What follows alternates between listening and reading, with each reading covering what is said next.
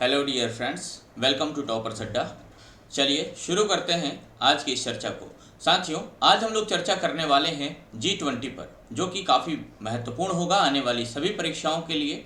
तो दोस्त, G20 के संदर्भ में A to Z इन्फॉर्मेशन देंगे। आप वीडियो के लास्ट तक बने रहिएगा और अंत में हम कुछ क्वेश्चंस भी देंगे जो आप कमेंट बॉक्स पर बता सकते हैं उसके उत्तर क्या है।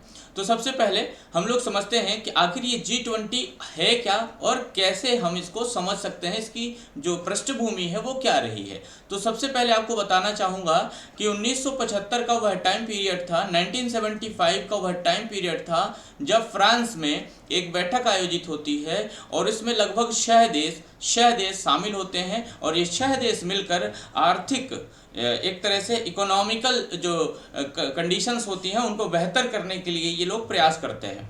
तो सबसे पहले हम बात करते हैं 1975 में एक आर्थिक मंच की शुरुआत की गई थी और ये शुरुआत दरअसल France, Germany, Italy, Japan, United kingdom और अमेरिका, इन सबको शामिल करके की गई थी। तो टोटल अगर हम देखेंगे तो 1975 में हम G6 कह सकते हैं क्योंकि 6 देश उसमें शामिल हुए थे। हम G7 के और पहले की बात कर रहे हैं, ध्यान से सुनिए मेरी बात को।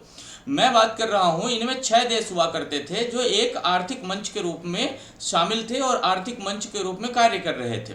इसके बाद क्या हुआ, 1976 का टाइम आता है और एक देश और जोड़ दिया जाता है जिससे ये हो जाती है संख्या 7। फिर इसको हम लोग G7 के नाम से जानने लग जाते हैं। तो आपका पॉइंट क्लियर हुआ कि कनाडा जो शामिल हो गया था उन 6 कंट्रियों के बाद 7वां, इस कारण इसको हम G7 के नाम से जानने लग जाते हैं। तो दोस्त ध्यान रखिएगा कि G7 की जो पहली बैठक हुई थी वो कब हुई थी, ये हुई थी 1975 में, फ्रांस में हुई थी। दूसरी बात इंपॉर्टेंट है कि 1976 में कनाडा शामिल हुआ था, यानी कनाडा कब शामिल हुआ था G7 में, तो ये 1976 में शामिल हुआ था। अब क्या कितनी संख्या हो गई और कौन कौन से देश हो गए G7 में, तो देखिए कनाडा आ गया, France, Germany, Italy, Japan, United kingdom और अमेरिका, ये देश आ गए। इनसे टोटल जो संख्या मिलती है वो कितनी होती है, वो 7 हो जाती है। क्लियर है। अब हम थोड़ा और आगे आते हैं तो रूस 1997 में 1997 में रशिया को जोड़ लिया गया था और रशिया भी इसमें शामिल हो गया था। किसमें, इसी ग्रुप में, जो ग्रुप ऑफ 7 कंट्री का था, जो G7 था, इसी में रशिया जुड़ गया। कब, 1997 में। जब 1997 में रशिया जुड़ा और इसके बाद 2014 तक, लगभग 2014 तक ये इसका सदस्य रहा। 2014 में रूस को निलंबित या निष्कासित कर दिया जाता है। क्यों निष्कासित कर दिया जाता है, क्योंकि आप जानते हैं कि 2014 का जो टाइम था वो क्रीमिया में एक हमला हुआ था जिसमें रशिया को जिम्मेदार ठहराया गया था और इसी हमले के बाद से रूस बाहर हो गया था, यानी रूस को बाहर कर दिया गया था। तो बस आपको क्या क्या बातें यहाँ से इंपॉर्टेंट ध्यान रखनी है। सबसे पहले जो G7 की बैठक हुई थी वो 1975 में हुई थी, ये ध्यान रखिएगा। 1976 में कनाडा को शामिल किया गया था, जिससे ये टोटल 7 कंट्रीज हैं, ये 7 देश हो गए हैं हमारे। अब 1997 में आप G8 भी कह सकते हैं, रशिया के शामिल होने के बाद आप इसको G8 का नाम भी दे सकते हैं, किंतु यह चर्चा में ज़्यादा नहीं है, इसलिए हम सामान्य जानकारी आपको प्रदान कर रहे हैं। अगर कोई प्रश्न बनता है तो आप उसका भी उत्तर सही कर पाएं। 2014 में रशिया को निष्कासित कर दिया गया। फिर संख्या कितनी हो गई, फिर संख्या 7 हो गई। क्यों संख्या 7 हो गई, क्योंकि जब कनाडा को जोड़ा था तो 7 था, फिर रशिया को जोड़ा था तो 8 हुआ और रशिया जब बाहर हो गया तो फिर से वही 7 कंट्री हो गई। क्लियर है। तो फिर से क्या 2014 से 7 कंट्री इसमें शामिल रही। अब हम लोग समझते हैं कि आखिर ये G6, G7, G8 तो बता दिया, अब ये बताओ G20 क्या है और इसके क्या मायने हैं एग्जाम्स के पॉइंट ऑफ व्यू से। तो साथियों, हम लोग समझते हैं G20 का जो बहुत ही ज़्यादा इंपॉर्टेंट जो फैक्ट्स हैं वो अब हम यहाँ से एक स्टेप बाय स्टेप आपको बताना शुरू कर रहे हैं। सबसे पहले हम स्थापना की बात करें तो स्थापना इसकी हुई थी दोस्त 1999 के लगभग में।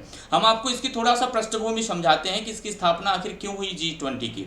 तो देखिए, लगभग 1997 का वह दौर था, 1997 का वह टाइम पीरियड था जब कुछ देश क्या कर रहे थे, अपने मुद्रा का अवमूल्यन कर रहे थे। इनमें हम विशेष तौर पर थाईलैंड को रिस्पॉन्सिबल मानते हैं। थाईलैंड ने क्या किया कि 1997 के टाइम पीरियड में अपने मुद्रा का अवमूल्यन कर दिया। जैसे ही इसने मुद्रा का अवमूल्यन किया, इसी के साथ अन्य देश जैसे इंडोनेशिया हो गया, साउथ कोरिया हो गया, ये सभी लोगों ने भी अपनी मुद्रा का अवमूल्यन शुरू किया।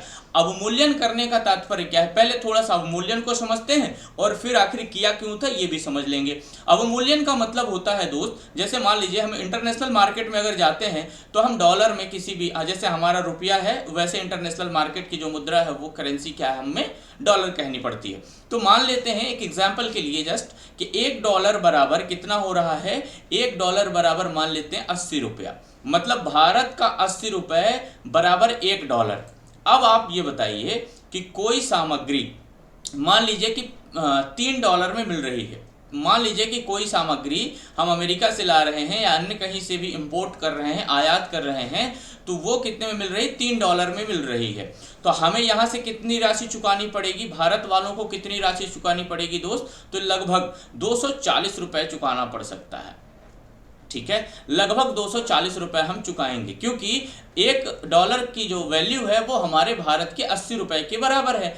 अब ये क्या कर सकता है, जो फॉरेन कंट्रीज हैं, ये अपने मुद्रा का जो मूल्य है वो घटा सकती हैं। कैसे, देखिए, अब जैसे $1 बराबर अभी 80 रुपये था, हो सकता है $1 बराबर 60 रुपये कर दें, यानी भारत का 60 रुपये बराबर इनका $1।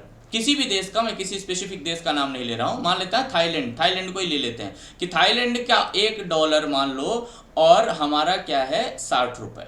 ठीक है, पहले 80 रुपये था थाईलैंड का, मतलब जो $1 का मूल्य था वो भारत के 80 रुपये के बराबर था। फिर इन्होंने अवमूल्यन किया तो क्या कर दिया कि 60 रुपये कर दिया, भारतीय रुपया 60 रुपये बराबर $1। अब क्या होगा, इससे फायदा, इन्होंने ये हिसाब लगाया था, इन्होंने ये लॉजिक लगाया था कि अगर हम मूल्य, यानी कि हम अगर इस तरह का कार्य करेंगे, अवमूल्यन जैसी अगर हम कोई स्थिति निर्मित करेंगे, तो विदेशी जो फंड है या जो विदेशी व्यापार है वो बढ़ेगा, यानी कि हमारे यहाँ से जो इंपोर्ट की जाने वाली चीज़ें हैं, जैसे भारत अगर कोई चीज़ ले रहा है थाईलैंड से, वो मंगाएगा, भारत अपने व्यापार स्थापित करेगा क्योंकि उसको सस्ता पड़ेगा। भाई आप ये बताओ कि $1 बराबर 60 रुपये और $1 बराबर 80 रुपये, अब आप कहाँ से ज़्यादा सामान खरीदोगे? मुझे ऐसा लगता है कि आप लोग ये 60 रुपये वाले से ज़्यादा सामान खरीदोगे। तो थाईलैंड ने यही किया था, मुद्रा का जो अवमूल्यन किया था, यही कारण हुआ इसके लिए नकारात्मक प्रभाव पड़ा। जब नकारात्मक प्रभाव पड़ा दोस्त, तो एशियाई वित्तीय संकट निर्मित हो गया और ये 1997 से लगातार लोग देख रहे थे, तमाम जो देश वो देख रहे थे। इसके बाद 1999 का टाइम पीरियड आता है और एक अंतर्राष्ट्रीय आर्थिक सहयोग के मंच की आवश्यकता को महसूस किया गया, इसी का नाम G20 रख दिया गया था। तो ध्यान रखिएगा, यह अंतर्राष्ट्रीय आर्थिक सहयोग का मंच है। अभी बहुत सारी बातें इसमें हम लोग करने वाले हैं, बहुत सारे स्टेप आएंगे, बहुत इंपॉर्टेंट फैक्ट्स भी आएंगे, उन सबको हम समझेंगे। अब आपको क्लियर समझ में आया होगा कि 1999 में G20 की स्थापना कर दी गई, ये क्लियर हो गया पॉइंट। अब आते हैं आगे। अब देखिए, कुल जो सदस्य हैं इसके, बहुत इंपॉर्टेंट है, G20 के जो टोटल सदस्य हैं, ये G का मतलब ग्रुप होता है, राइट, ग्रुप ऑफ 20 हम कह सकते हैं इसको। तो जो कुल सदस्यों की संख्या है वो है 20। कितनी है सदस्यों की संख्या? 20। किंतु प्रश्न पूछेगा कि G20 के सदस्य देश कितने हैं, तो आप बताएंगे 19 हैं। क्यों?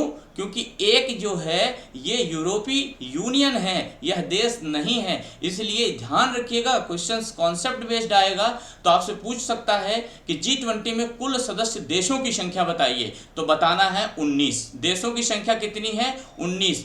कुल सदस्य संख्या कितनी है? 20। क्यों? क्योंकि एक जो है ये यूरोपीय यूनियन है, इसलिए टोटल जो संख्या होती है वो 20 हो जाती है। ये भी पॉइंट आपका लगभग क्लियर होगा। कौन कौन से देश हैं सर 20? ये आप देख सकते हो, अमेरिका है, रूस, जर्मनी, भारत, चीन, Canada, Argentina, Australia, Brazil, France, Indonesia, Italy, Japan, Mexico, Saudi Arab और दक्षिण अफ्रीका, दक्षिण कोरिया, तुर्की, ये तुर्की, यूनाइटेड किंगडम और यूरोपीय यूनियन। तो ये देखिए, यूरोपीय यूनियन को देश मत मानिएगा, ये एक यूनियन है, इसलिए 19 देश सदस्य हैं प्लस एक यूरोपीय यूनियन को मिलाकर टोटल जो सदस्य हो जाएंगे वो 20 हो जाएंगे, यानी कि 20 हो जाएंगे। ये भी पॉइंट आपका क्लियर होगा। क्या क्या हमने फैक्ट्स यहाँ से पढ़े हैं। स्थापना हुई थी G20 की 1999 में। इसका उद्देश्य अंतर्राष्ट्रीय आर्थिक सहयोग प्रदान करना। किसको? तो ध्यान रखिएगा, विकसित और विकासशील देशों को ये पॉइंट भी आपको ध्यान रखना होगा। विकासशील हम किसे कहते हैं? विकासशील हम उसे कहते हैं जिसका विकास हो गया हो, माफ करिए, जिसका विकास हो रहा हो। विकसित हम किसे कहते हैं? जिसका विकास हो गया हो। विकसित हम किसे कहते हैं? जिसका विकास हो गया हो। तो विकासशील और विकसित, विकसित यानी कि जो विकास हो चुका है, विकासशील का मतलब ये है अर्ध विकसित या जिनका विकास अभी हो रहा है, या अविकसित भी कह सकते हो आप विकासशील को। ठीक है, तो जो विकासशील हैं और जो विकसित है, इन दोनों को मिलाकर आर्थिक रूप से जो मजबूती प्रदान करना इसका मुख्य उद्देश्य है। जो कमजोर है उनको मजबूत करना। आप सीधा सा समझिए, जो देश आर्थिक रूप से या जो आर्थिक संकट से जूझ रहे हैं उनको विकसित देश सहयोग प्रदान करेंगे। इसका ओवरऑल मीन्स ये हो गया। ठीक है, आगे बढ़ते हैं। देखिए, पहली बार जो बैठक हुई थी दोस्त, G20 की जो पहली बैठक हुई थी वो हुई थी 1999 में। ये भी पॉइंट आपको ध्यान रखना होगा, क्यों वो अभी बताता हूँ। 1999 में पहली बैठक हुई थी जर्मनी का जो राजधानी शहर है, अब मैं आपसे पूछने वाला था लेकिन ठीक है कोई बात नहीं, बर्लिन में इसका जो आयोजन हुआ था 1999 में हुआ था। अब देखिए, यहाँ पर हमने बताया कि पहली बैठक थी, ना कि यह शिखर सम्मेलन। लेकिन जब आपसे पूछा G20 शिखर सम्मेलन की शुरुआत या पहला शिखर सम्मेलन, तब आपको बताना होगा 2008 में। Point clear? पहली बैठक कहाँ हुई? जर्मनी में हुई थी, किसकी? G20 की। किंतु शिखर सम्मेलन पहला कहाँ हुआ था? तो 2008 में अमेरिका के वाशिंगटन DC में हुआ था। ये पॉइंट भी क्लियर करिएगा। एक पॉइंट और जो मैंने आपको शुरू में बताने का प्रयास किया था, अंतरराष्ट्रीय आर्थिक सहयोग के लिए एक प्रमुख मंच के रूप में कब घोषित हुआ था G20? ये 2009 में घोषित हुआ था, जब USA में इसका शिखर सम्मेलन चल रहा था। ध्यान रखिए, अंतरराष्ट्रीय आर्थिक सहयोग के लिए प्रमुख मंच के रूप में नामित कर दिया गया था 2009 में G20 को। ये भी पॉइंट क्लियर हुआ होगा। अब आगे आते हैं। देखिए, ज़्यादा टाइम नहीं देना है, जितना एग्जाम्स के पॉइंट ऑफ व्यू से इंपॉर्टेंट है उतना ही हमको पढ़ना है। अब आपको ये नहीं पढ़ना है कि इस देश का कौन आया, इस देश का कौन कौन आया, कितनी गाड़ियाँ आई, किस कलर की गाड़ियाँ आई, ये सब चीज़ें आपकी एग्जाम्स के लिए इंपॉर्टेंट नहीं है। वो समाचार या न्यूज़ चैनलों में आप देख सकते हैं, अन्य जानकारियाँ आप डिफरेंट सोर्सेज से प्राप्त कर सकते हैं। लेकिन मेरा उद्देश्य सिर्फ आपको परीक्षा से संबंधित जानकारियाँ प्रदान करना है। आगे आइए, G20 को हम 5 समूहों में बांट कर समझते हैं। देखिए, G20 कितने समूहों में बटा है? 5 समूहों में बटा हुआ है। ये भी पॉइंट क्लियर करिएगा। अब यहां से ये प्रश्न आएगा कि भारत किस समूह का हिस्सा है? G20 में भारत किस समूह का हिस्सा है? तो दूसरे समूह का हिस्सा है। ये आपका दूसरा समूह है। भारत, रूस, साउथ अफ्रीका और तुर्की या टर्की हम इसको कह सकते हैं। ठीक है, तो ये रहा आपका दूसरा समूह जिसका भारत हिस्सा है। बाकी ये पहला समूह, तीसरा, चौथा और 5वां समूह है, आप लोग देख सकते हैं इसको। अब हम लोग देखें, 2 इसके ट्रैक होते हैं दोस्त। G20 के ट्रैक होते हैं 2। कौन कौन से ट्रैक हैं ये? तो ये है, एक तो वित्त ट्रैक और दूसरा है शेरपा ट्रैक। वित्त ट्रैक में केंद्रीय बैंक के गवर्नर्स होते हैं और वित्त मंत्री होते हैं, ये इनमें शामिल होते हैं। और शेरपा होता है जो राष्ट्राध्यक्ष होगा। जैसे मान लीजिए अभी भारत है, 2023 की अध्यक्षता करेगा भारत, तो जो भारत अध्यक्षता करेगा वही नियुक्त करेगा अपना शेरपा। तो ध्यान रखिएगा, ये most important fact, Amitabh Kant ये CEO रहे हैं किसी संस्थान के। उस संस्थान का नाम बताइए, उसका स्थापना वर्ष बताइए, और आप यहाँ से नोट डाउन करिए कि भारत के शेरपा अमिताभ कांत जी हैं, जो कि CEO रहे हैं किसी एक संस्था के। उसका नाम आपको बताना है कमेंट बॉक्स पर। आगे आइए, G20 का स्थायी अतिथि देश, G20 का स्थायी अतिथि देश कौन है? स्पेन है। ये भी आपको पॉइंट क्लियर रखना होगा दोस्त, ये भी आपको ध्यान रखना होगा। आगे आइए, भारत की अध्यक्षता कब से कब तक की है, यानी कि भारत G20 की अध्यक्षता का जो टेन्योर है, जो समय काल है, वो कितना है? 1 दिसंबर 2022 से 30 नवंबर 2023 तक यह अध्यक्ष रहेगा। कौन? भारत। किसका? G20 का। अभी बहुत सारी बातें हम लोग करने वाले हैं, बस बने रहो। एक एक फैक्ट आपके दिमाग में होना चाहिए, एक भी फैक्ट आपसे मिस नहीं होना चाहिए। ठीक है, आगे आइए। अब देखिए, जो अध्यक्ष होते हैं, यानी जैसे अभी वर्तमान में जो है 2023 में अध्यक्ष है कौन? भारत, हमारा प्यारा भारत। अध्यक्ष कौन बनाता है? क्या कोई परमानेंट अध्यक्ष है? क्या इसका कोई परमानेंट मुख्यालय है? नहीं, कोई परमानेंट अध्यक्ष नहीं है, कोई मुख्यालय नहीं है। इसका प्रत्येक वर्ष एक शिखर सम्मेलन आयोजित होता है। अब देखिए, जो ये ट्राइका एक पद्धति है, इससे अध्यक्ष का चुनाव होता है। कैसे? देखिए, अब यहां से हम लोग समझते हैं। देखिए, ये जैसे मान लीजिए कि 2022 का अध्यक्ष इंडोनेशिया, 2023 का अध्यक्ष भारत, 2024 का अध्यक्ष ब्राजील। अब हम ये देखिए, 2024 की अध्यक्षता अगर निश्चित या सुनिश्चित करनी है हमें कि 2024 में कौन अध्यक्ष बनेगा, तो ये ट्राइका जो एक सिस्टम है, इसके तहत हम कैसे चुनेंगे कि 2024 में अध्यक्षता कौन करेगा। तो देखिए, एक साल पहले वाला, वर्तमान वाला और भविष्य वाला, इन तीनों को सम्मिलित रूप से मिलाकर एक ये सिस्टम है ट्राइका, जिसका निर्माण होगा और इसी के द्वारा यह निर्णय होगा कि 2024 में और 2025 में कौन अध्यक्ष बनने वाला है। पुनः समझिए, मान लीजिए 2023 में भारत को अध्यक्ष बनाना है, ऐसा कुछ प्लान है। पहले 2022 में कौन अध्यक्ष था? इंडोनेशिया। उससे पहले कौन था? इटली। अब हम देखें कि 2022 में जब 23 के लिए यह सुनिश्चित करना होगा कि 23 की अध्यक्षता कौन करेगा, तो भूतपूर्व होगा इटली, 2022 का वर्तमान होगा इंडोनेशिया और 2022 का भविष्य होगा भारत, यानी 2023 वाला। तो इटली के मंथन और विमर्श, इंडोनेशिया के मंथन और विमर्श और भारत को भी शामिल करके इन तीनों लोग जो विचार और विमर्श करेंगे, यही जाकर अध्यक्ष का निर्माण या नियुक्ति करेगा आने वाले समय के लिए। ऐसा क्यों किया जाता है? ऐसा इसलिए किया जाता है क्योंकि जो 21 में रहा है उसने अपने अनुभव देखे होंगे कि भूत में या पास्ट में क्या एक्सपीरियंस रहा है। फिर इंडोनेशिया जो प्रेजेंट में है, उसने वर्तमान को समझा होगा कि वर्तमान की क्या चुनौतियां और क्या सुधार हो सकते हैं। फिर अगला जो भावी है, यानी कि भविष्य है, जो फ्यूचर है, उसको इन दोनों के अनुभव से अधिक कुछ सीखने को मिलता है और फिर ये कुछ अलग करने का कार्य करता है, प्रयास करता है। इसलिए ट्राइका जो पद्धति है, इसके द्वारा इसके अध्यक्ष का चुनाव होता है। तो अब मुझे लगता है आपका पॉइंट क्लियर होगा कि जो अध्यक्ष होता है वो कैसे होता है। भूत, वर्तमान और भविष्य तीनों के विमर्श से जिसका निर्णय होता है। जो भविष्य होगा वो शामिल हो जाता है पहले ही, पर इन दोनों की भी सहमति होनी चाहिए और इनका अनुभव भी साझा करना होता है अपने फ्यूचर वाले के साथ। इससे थोड़ा कार्य करने में आसानी होती है, इसलिए इस पद्धति का प्रयोग किया जाता है। पॉइंट क्लियर है? अब आगे आइए। जो स्पेन है वो प्रमुख रूप से जो अतिथि है वो देश है, किंतु कुछ अन्य अतिथि देश भी हैं। उनमें से बांग्लादेश है, इजिप्ट जिसे मिस्र कहते हैं, स्पेन, मॉरिशस, नीदरलैंड, ओमान, संयुक्त अरब अमीरात और नाइजीरिया, सिंगापुर, ये भी हमारे अतिथि देश हैं, जो कि 2023 शिखर सम्मेलन G20 का जो नई दिल्ली में आयोजित होगा 9 से 10 सितंबर, वहां पर ये लोग शामिल होंगे, ये लोग भी वहां पर मौजूद रहेंगे। ठीक है, अब आगे आते हैं।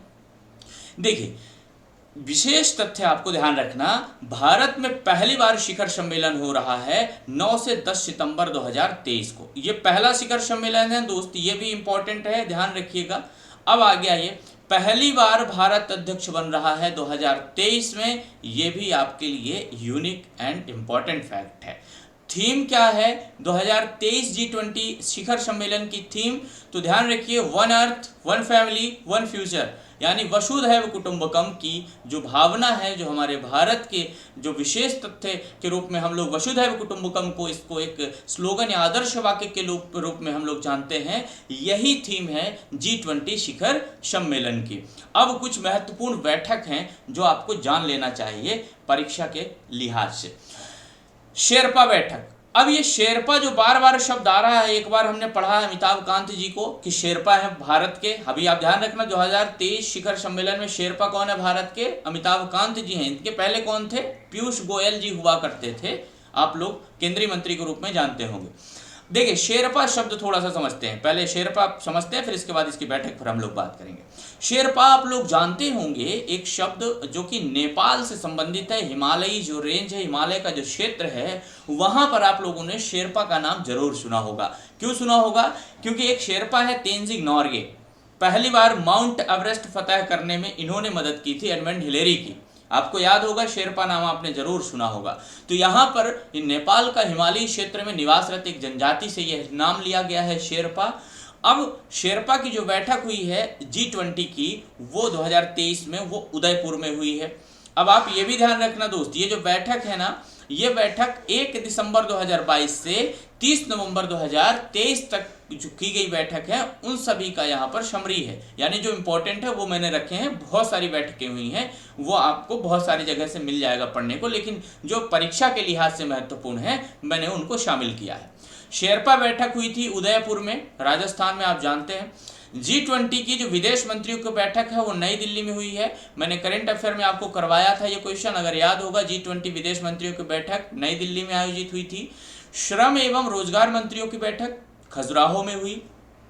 प्रथम विकास कार्य समूह बैठक मुंबई में आयोजित हुई। प्रथम वित्त और केंद्रीय बैंक प्रतिनिधियों की बैठक बेंगलुरु में हुई थी। इसके अलावा वित्तीय समावेशन के लिए वैश्विक साझेदारी की बैठक कोलकाता में आयोजित की गई। प्रथम इंफ्रास्ट्रक्चर वर्किंग ग्रुप की जो बैठक है वो पुणे में, महाराष्ट्र में आयोजित हुई है।